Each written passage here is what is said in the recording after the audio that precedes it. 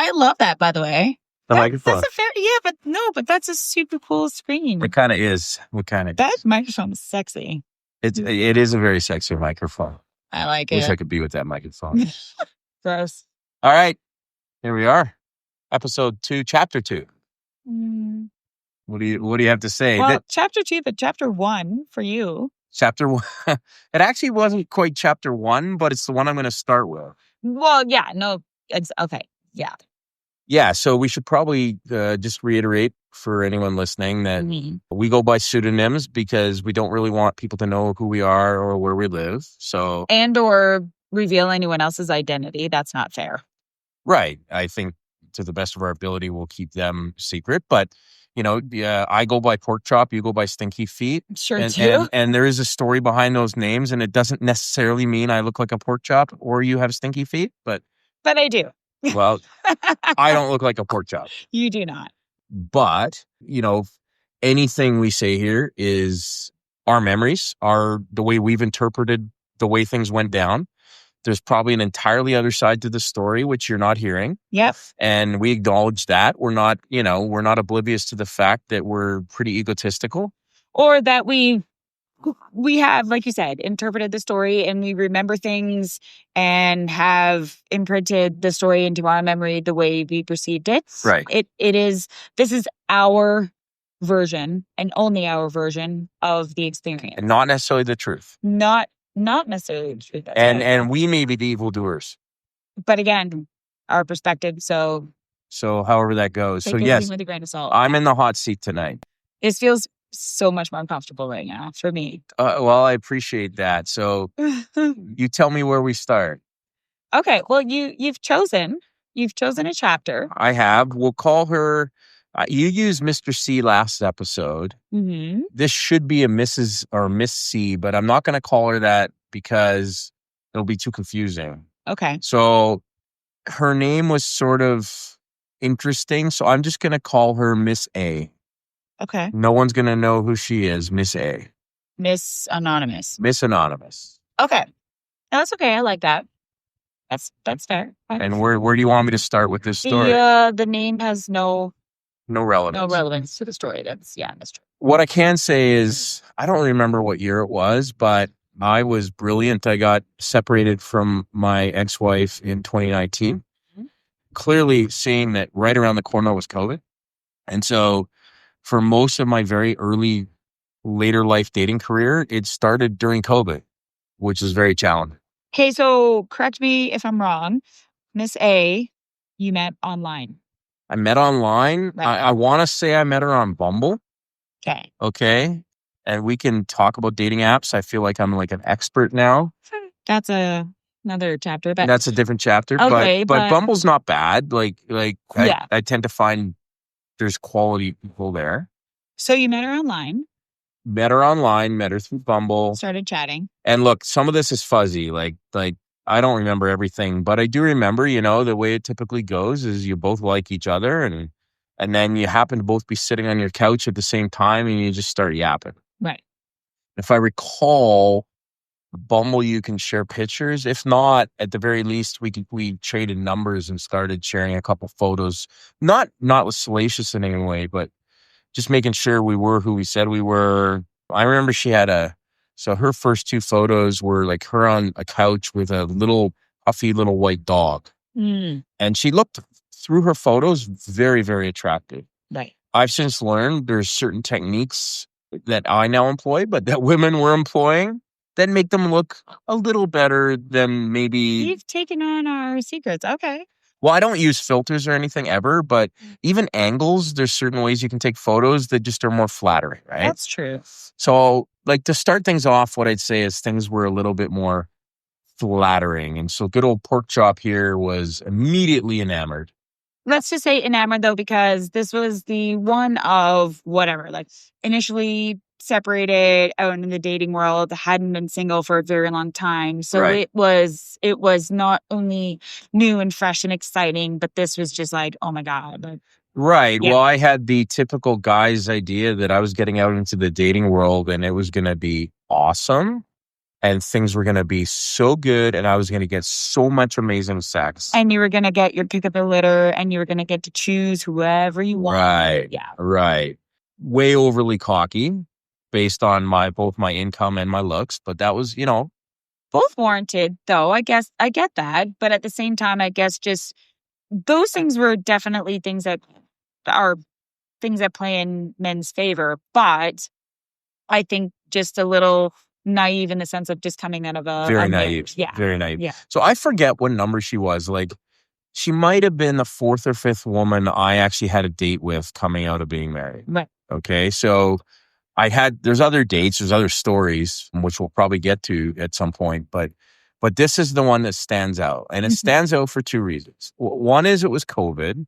And so nothing was open. Everything was closed. Like you weren't allowed to go out anywhere. So how do you date when you're not allowed to go out anywhere? And no one's in your bubble. Right. I mean, I totally violated the bubble on this one. Yeah, well. Anyway. Didn't violate the bubble. I was pretty good with the bubble. Really? Yeah. Like, you didn't violate. Okay. I mean, I'm not like the bubble boy, but I was. Anyway. Okay. So what we agreed to was the first meetup, and I think it was like a Tuesday night or something. It was going to be at my house. I was going to get a bottle of wine. Like, she didn't know if I was a serial killer or who knows what, but she was brave enough to come over, and I'm not. Okay, so trusting. She trusted. She had a gut feeling. Okay. But up until that point, because I think we'd been talking for 4 or 5 days, the text had moved beyond flirty. So it kind of moved into a much more sexualized text. Okay. Yeah. Which I really avoid now. And this is one of the reasons. This is one of the reasons. So right. It moves into salacious too quickly. You're like, well, I mean, now that I'm more mature, more seasoned, like, it's not a basis for a great relationship. Like, right. It's super important. It just can't be the only thing that you guys are connecting. Yeah, or can't be the initial thing. Like, that's because that's what it just ends up. But that's what it was. In this case, it was like just off the hinge. What's the saying? I'm a bit older. Off the hook? Off the hook. Okay. Like, it was off the hook in terms of just how sexualized the conversation was. That just gave away our age. But I don't mind. I'm 52 this year. So, like, I don't mind telling people that. Yeah. I think I was probably around 47 when this all went down. Anyway, the next day, so the Tuesday night was the date. Oh, well, let's talk about the date before you get into the next day. The date went well. You have to lead up with that because it explains. Well, no, I want people to understand that I had a plan the next day. Actually, that you and I were waking up super early to drive to another city. Correct. But I think they need to know how the date went to understand why the confusion the next day. Okay, fair enough. So anyway, I forget what time she came over. Let's just say it was 6. So I'm in the house. I'm waiting on the couch. I've probably had a glass of wine just to cut the nerves a little bit. Just waiting, yeah. She texts that she's almost there. I see her pull up in her car. Yes. And I see her go to the visitor parking in my complex. And then so I run down the stairs to go meet her. And I go downstairs and she's walking up and she's wearing a very nice white sundress. But that's not what I noticed. This is terrible. But what I noticed was her hair. This is so, like, I feel like Seinfeld when I find something wrong. But the hair didn't look like it looked in the photos. In the photos, it looked like lovely brown, nice hair. Okay. In real life, it looked like pieces of it were missing. You could see parts of the scalp. Like, it was brushed back and you could see parts of the scalp. It just wasn't nice hair. It was a little, like a little sketchy hair. A little off-putting. But she kind of looked like her photos, but kind of not. But by this time, I'm ramped up. Like, we've been talking for like 5 days. So she walks in my front door.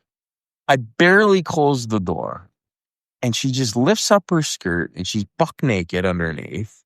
And she's like, let's go to your room and let's have sex. Like, I forget how she said it. But even if my inclination had been no, I was like, okay. So we head upstairs, and I Ladies, FYI, that's all you have to do is just wear nothing under a dress and just lift it up. And like, I feel like such a slut as I lift it tell up this and just story. be like, let's go have sex. Like, Fuck me now. we laid eyes on each other for all of 3 seconds. And she was like, fuck me now. Fuck me now. And Yeah. you were like, okay. I agree. Which, in hindsight, terrible idea. Terrible idea. But we go upstairs. She is quite dominant. Like, she kind of throws me on the bed. Yeah, but that's hot, though, no? Yeah. think She so? kind of puts me up on the pillows. Yeah, but you don't think so? That's kind of...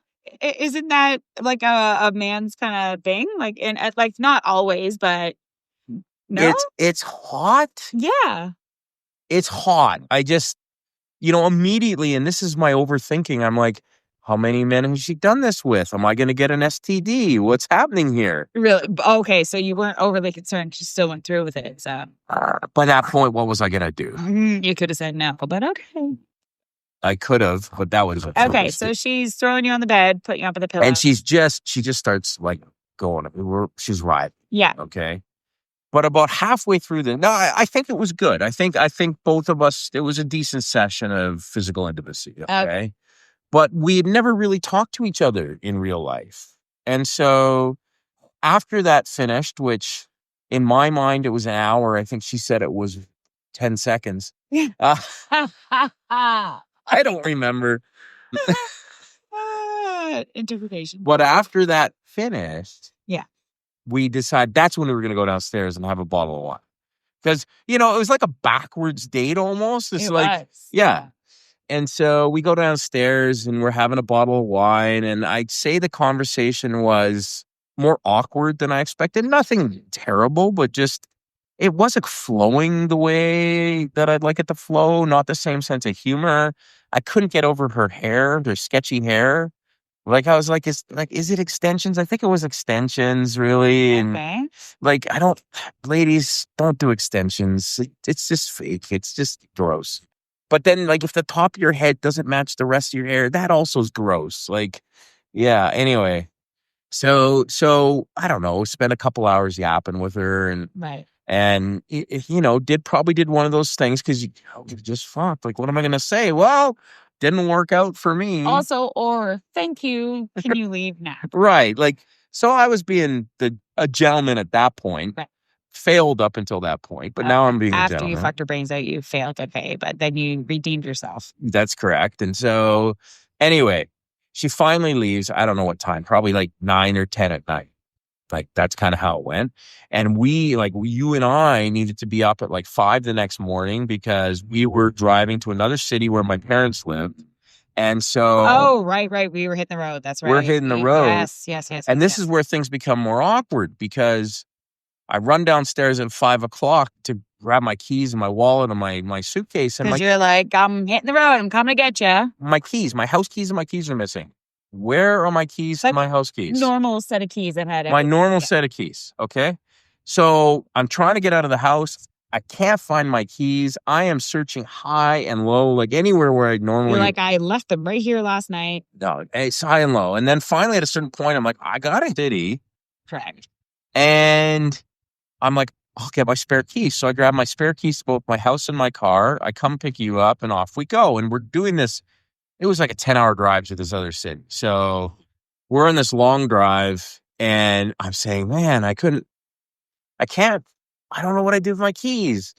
And I think you said, do you think she took them? And it was a very off the cuff comment. It was more of a joke than anything. I was like, do you think she took them? And I thought, immediately, I think she might have. And I honestly was innocently, like I said it truly as a joke, but. Yeah, but then you got really bad with the joke because I now have this image in my head of some lady I don't know, but I just fucked. But now all of a sudden she has the keys to my house while I'm away. And I ran with it, people. I ran with this. Yeah, you giving me images of her up in my room smelling my underwear. Licking all your spoons. Licking my spoons. I'm dying. I'm in this other city with my parents for like 7 days. And I'm sure my house has been completely contaminated I was like, she's in your house right now, humping your pillow, licking your silverware, sniffing your underwear, sleeping in your clothes. Like, And by the time I got to the second day regret, which I now had, because I think in hindsight I realized she wasn't really my cup of tea. But I felt bad because, like, I don't know, we had sex, so I felt bad about that. right. But I also was like, well, I can't not reach out to her because I got to get my keys back. But you weren't even at this time, you weren't even sure if she had them. You were like, I I wasn't sure. checked. I You wasn't have sure. to, So I did send her a note. And I said, hey, by the way, did you happen to pick up an extra set of keys? And it turned out she had. That was a kicker. She took my keys. Now, she claims it was by accident. Friend. I mean, maybe it was. Maybe. But really freaking awkward now, because now no matter what the scenario, whether we're going to see each other again or not, I have to at least make an arrangement to get my keys back. So, yeah, I came limping back from this road trip and reached out to her and said, can we meet at this bookstore? You can give me my keys back. I wanted a neutral ground. I wanted a place where there were other people around. Picked a bookstore, like, let's go here because we can't even get a drink, something to eat, nothing. Right. We're just meeting up. Right. And that was an awkward meeting for sure, because I think she also found, I don't know if she had the same feeling or not, but she certainly felt that I had just pulled the plug on this. Yeah, and I don't know if she intended to take your keys or not, but because you didn't meet up for dinner and meet up for whatever to get keys back, yeah, she felt a little jilted. So she and I are still connected on Instagram. But she just posted a thing a little bit ago. So this is years later, but she finally found a guy. Okay. She finally found a guy, and her post was something like, I've kissed a lot of frogs, but I finally found my Prince Charming. And I think I'm grouped into that lump of frogs. Honestly, though, I had the best time. Oh. While we were away, I had the best time making me feel so uncomfortable about your place being raided. I had these images in my head, and not only that, like I have, like, you go through this dating exercise, which becomes less and less fun the longer I do it. Yeah. I grew up Catholic. I'm not saying I'm religious, but I certainly have a bit of a guilt complex. And so, like, I felt really badly that we had started off sort of on the wrong side of the whole, even the way the night went. It just got way too physical too fast. I mean, I was spectacular, okay? I bet. To those listening, no, I'm not really bragging. I'm being self-deprecating. But I don't know. You tell me, like, do most women, like, women don't go do that usually? No. Well, I mean, I don't know. Have you? I can't. No, I can't say I've gone to someone and just on a date and shown up and done that. I think I've shown up to a date, the date's gone really well, and it's ended up that way, but not shown up within 3 seconds in the door. Yeah, she was very aggressive on that front. Yeah, very aggressive. No, not like that. I don't know if that has. It wasn't like I was a passive participant. No, but that doesn't mean, I don't know if that has to do with me. I'm just not confident enough or not, whatever it may be. I don't know. Dates have ended up. Anyway, Miss A and I never spoke after I finally got the keys to my home back. The making you feel so uncomfortable the entire time you're away. You're lucky I didn't grab her off a couple. I know. That was epic for me. When I did get home, there was nothing out of place. It didn't appear anyone had been in my house. Yeah, no, she's. So anyway, page torn. Not even dog-eared. That was just torn. It's barely even a chapter. It was like an evening. So.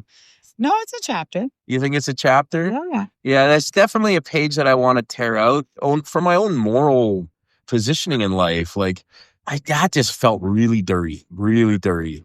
Well, I'm sure actually I probably missed out on a lot of fun. Like, probably even beyond day one, she would probably be a lot of fun. Like, but I think she was a bit cuckoo as well.